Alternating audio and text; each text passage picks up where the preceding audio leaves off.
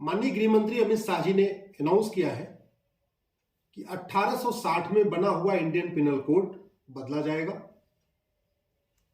और criminal procedure code भी बदला जाएगा। दोनों का ड्राफ्ट तैयार हो चुका है और आने वाले संसद सत्र में उसको पेश किया जाएगा। मैं इसका स्वागत करता हूं। आपको याद होगा पिछले साल जंतर मंतर पे अंग्रेजी कानूनों का विरोध करने के लिए ही हम जंतर मंतर पे इकट्ठा हुए थे और उसके बाद क्या हुआ सब आपको पता है। लेकिन मेरा इसमें माननीय गृह मंत्री जी से, माननीय प्रधानमंत्री से एक निवेदन है। 1860 के इंडियन पिनल कोड को बदलना जरूरी तो है,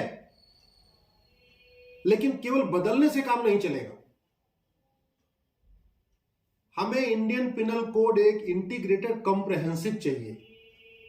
इस समय भ्रष्टाचार और अपराध के लिए 40 से ज्यादा कानून चल रहे हैं। घूसखोरी का अलग कानून है, जमाखोरी का अलग है, मिलावटखोरी का अलग है, कालाबाजारी का अलग है, नशा तस्करी का अलग कानून है, मानव तस्करी का अलग कानून है, सोना तस्करी का अलग कानून है, गौ तस्करी का अलग कानून है, चंदन तस्करी का अलग कानून है, फिर गैंगस्टर एक्ट अलग है, इंडियन पिनल कोड अलग है। ऐसे 40 कानून चल रहे हैं। अल्टीमेटली लोगों को न्याय कहां से मिलता है? थाने से। कंप्लेन करने वाले कौन होते हैं? सामान्यतया हाई स्कूल इंटर पास लोग। भाई शिकायत करता आम जनता होती है, वो अपनी भाषा में शिकायत लिख देती है। उसको एफआईआर में कौन कन्वर्ट करता है? सिपाही, जो 10वीं पास या 12वीं पास होता है। अब ये जो 40 कानूनों का मकर जाल चल रहा है, इसको सिपाही नहीं पढ़ सकता। सिपाही को नहीं पता होता कि कौन सा अपराध किस कानून से निकलेगा, कौन सी धारा निकलेगी। थाने में सिंपली एक इंडियन पिनल कोड होता है, बस। थाने में होता है इंडियन पिनल कोड और भ्रष्टाचार अपराध के लिए चल रहे हैं 40 कानून। तो इसलिए एफआईआर ही ठीक से नहीं दर्ज हो पाती और क्रिमिनल जस्टिस सिस्टम की जो स्टार्टिंग पॉइंट है वो थाना है, वो एफआईआर है। जिस मुकदमे में, जिस अपराध में ठीक से एफआईआर दर्ज नहीं होगा तो स्वाभाविक सी बात है उसमें न्याय भी नहीं होगा। जब एफआईआर ही ठीक से नहीं दर्ज होगा तो ट्रायल कोर्ट उसको अलग फैसला देगी, हाई कोर्ट अलग फैसला देगी, सुप्रीम कोर्ट अलग फैसला देगी। हो सकता है सुप्रीम कोर्ट आते आते मामला भी खत्म हो जाए। इसलिए मेरा निवेदन है इन 40 घटिया कानूनों को, मकर जाल को खत्म किया जाए।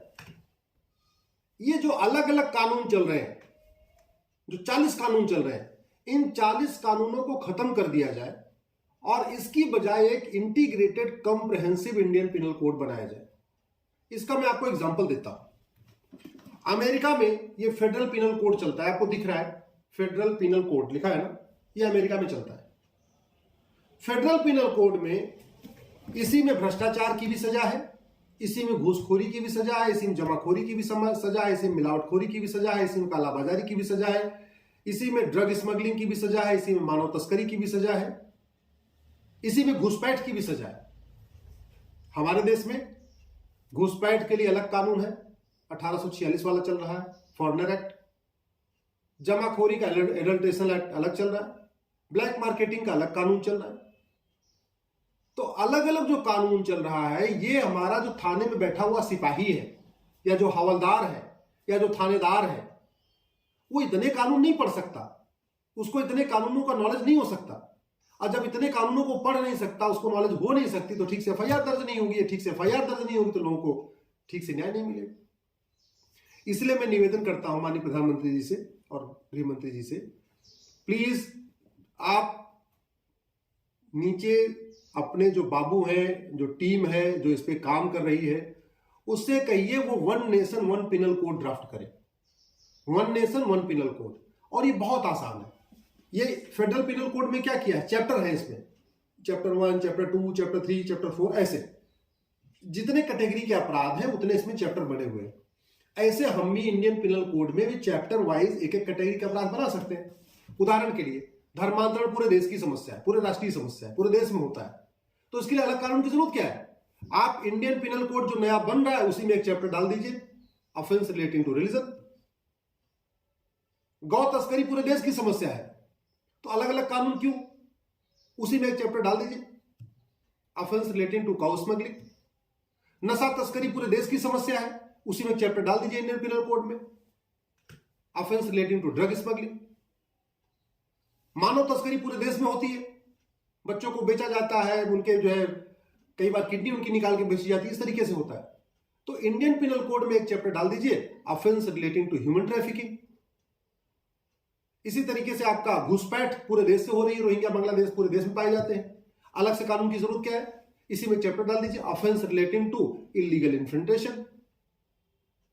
तो मैं ये कह रहा हूं ये बहुत आसान है, लोगों को जल्दी न्याय मिलेगा, पुलिस वालों के लिए मुकदमा लिखना आसान हो जाएगा। अब अमेरिका के जितने भी पुलिस स्टेशन वहां एक फेडरल पिनल कोड होता है, उसका बेनिफिट यह है कि इस फेडरल पिनल कोड में सारे चैप्टर वाइज सारे अपराध बने हुए हैं। अब चैप्टर वाइज सारे अपराध बने हैं तो जो पुलिस वाला इसी एक किताब खोलेगा और उसमें देख लेगा कि भाई जो शिकायत आई है उसमें से कौन कौन सी शिकायत किस किस चैप्टर से, उस चैप्टर में जाएगा, वहां की धारा लिख देगा। बहुत आसान है। हमारे यहाँ क्या है, अगर मान लो आप एक कंप्लेन लिखते हो, उसमें लिखते हो कि भाई हम यहाँ जा रहे थे, यहाँ हमको ये व्यक्ति मिला, उसने चाकू से मारा, इसने ऐसे किया, उसने किया, उसके पास अवैध चाकू थी, जो भी है। अब अवैध इल्लीगल आर्म का अलग कानून है, तो बेचारा पुलिस वाला इल्लीगल आर्म एक्ट ढूंढेगा। ऐसे काम नहीं हो पाएगा, ऐसे न्याय नहीं होगा। न्याय तब होगा जब कानून स्पष्ट हो, कानून की लैंग्वेज बिल्कुल क्रिस्टल क्लियर हो, जो ऑफेंस है, जो अपराध है, उसको क्लियरली डिफाइन किया गया हो, और हर अपराध का अलग अलग दंड हो, हर अपराध की अलग अलग धारा हो। मैं आपको उदाहरण देता हूं, हमारे देश में भाई भाई का झगड़ा हो जाए, मर्डर हो जाए 302, पति पत्नी के झगड़े में मर्डर हो जाए 302, गोली मार दो 302, चाकू से मार दो 302, बोटी बोटी कर दो 302, उसके टुकड़े टुकड़े कर दो 302, हेट क्राइम हो 302, जाति के आधार पर झगड़ा हो तब भी 302, मजहब के आधार पर झगड़ा हो, मर्डर हो तब भी 302। सारा मर्डर कैसे भी कर दो, एक आदमी का मर्डर कर दो तब भी 302, 10 आदमी का मर्डर कर दो तब भी 302, गला घोट के मार दो तब भी 302, बोटी बोटी करके टुकड़े करो तब भी 302। इस फेडरल पिनल कोड में अलग अलग है। सिंपल मर्डर का अलग धारा है, हेट क्राइम के द्वारा मर्डर की अलग धारा है, आतंकवादियों के द्वारा जब टेररिज्म होता है उसमें मर्डर होता है उसकी अलग धारा है, मैन स्लॉटर की अलग धारा है, यानी अगर आपने टुकड़े किए उसको गला देता। उसके बाद बुचरिंग की अलग धारा है, आपने अगर बोटी बोटी उसके काटे, उसके कई अंगों को काट दिया तो उसकी अलग धारा है। तो उससे क्या हुआ कि जय और सबकी अलग अलग सजा है। इसीलिए इसका मैं आपको एक एग्जांपल देता हूं। आपको याद होगा कि नूपुर शर्मा के बाद एक वहां पे कन्हैया तेली का मर्डर हुआ था उदयपुर में। अब कन्हैया तेली का जो मर्डर हुआ वो भारत के कानून के हिसाब से उसको आजीवन कारावास मिलेगा, और आजीवन कारावास का मतलब 14 साल। लेकिन फेडरल पिनल कोड के हिसाब से उसको 550 साल की सजा होगी, 550 साल की सजा होगी फेडरल पिनल कोड के। क्यों? क्योंकि इसमें बुचरिंग अलग है, हेट क्राइम अलग है, रिलीजियस टेररिज्म अलग है, और मतलब इलीगल आर्म रखने का अलग उसमें सजा है। सबकी अलग अलग सजा है और सबकी अलग अलग सजा चलती भी है। भारत में क्या होता है, आपने मान लीजिए 10 अपराध किए और सजा हुई तो 10 अपराध की सजा एक साथ साथ चलती है। अमेरिका में क्या है, आपने 10 अपराध किए तो पहले एक सजा चलेगी, वो पूरी होगी, फिर दूसरी सजा चलेगी, फिर वो पूरी होगी, फिर तीसरी सजा चलेगी, फिर चौथी सजा चलेगी, फिर 5वीं सजा चलेगी। इसलिए अमेरिका में 500 साल, 700 साल, 800 साल, 1000 साल, 5-5 हजार साल सजा होती है।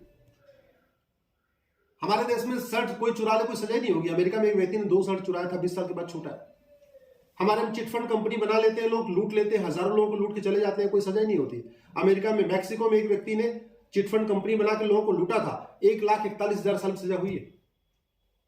तो दंड जितना कठोर होगा अपराध उतना कम होगा।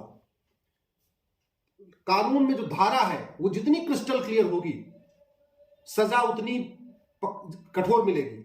अभी अगर मान लीजिए आपकी जो आपकी डिफिनीशन है वो क्लियर नहीं है, कानून की भाषा क्लियर नहीं है, तो क्या होगा, उसी कानून का, उसी धारा का डिस्ट्रिक्ट कोर्ट का जज अलग इंटरप्रिटेशन करेगा, हाई कोर्ट का जज अलग इंटरप्रिटेशन करेगा, सुप्रीम कोर्ट का जज अलग इंटरप्रिटेशन करेगा। इसलिए जहां पे कोई कंफ्यूजन हो वहां पे बाकायदा एग्जाम्पल दे देना चाहिए। एग्जाम्पल के साथ कानून लिखिए, उसकी जो क्राइम है उसको डिफाइन करिए, पूरी धारा लिखिए, सजा लिखिए, और उसमें एग्जाम्पल भी दे दीजिए। तो मैं आशा करता हूं कि जो नई इंडियन पिनल कोड बन रही है उनमें इन चीजों का ध्यान रखा जाएगा।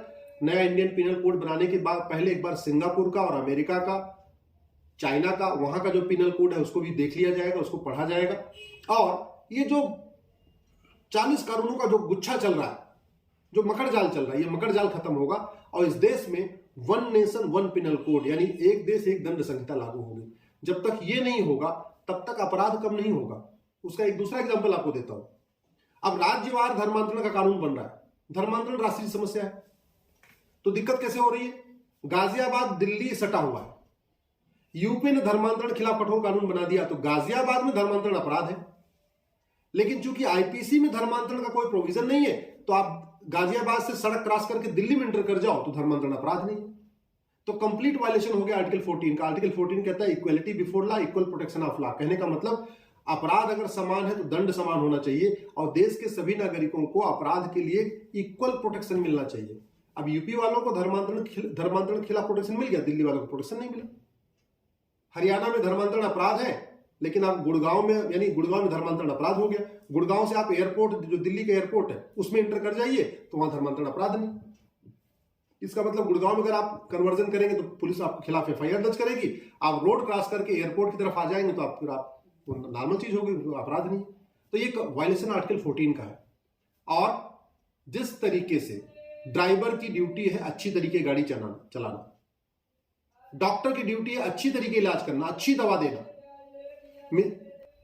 मिस्त्री की ड्यूटी है अच्छी तरीके घर बनाना, वैसे ही सरकार की ड्यूटी है अच्छा कानून बनाना। तो भारत को केवल नया कानून नहीं चाहिए, बल्कि विश्व का सर्वोत्तम कानून चाहिए। कानूनों का मकड़ जाल नहीं चाहिए। एक कानून चाहिए, इंटीग्रेटेड चाहिए, कंप्रहेंसिव चाहिए। एक देश एक दंड संहिता चाहिए।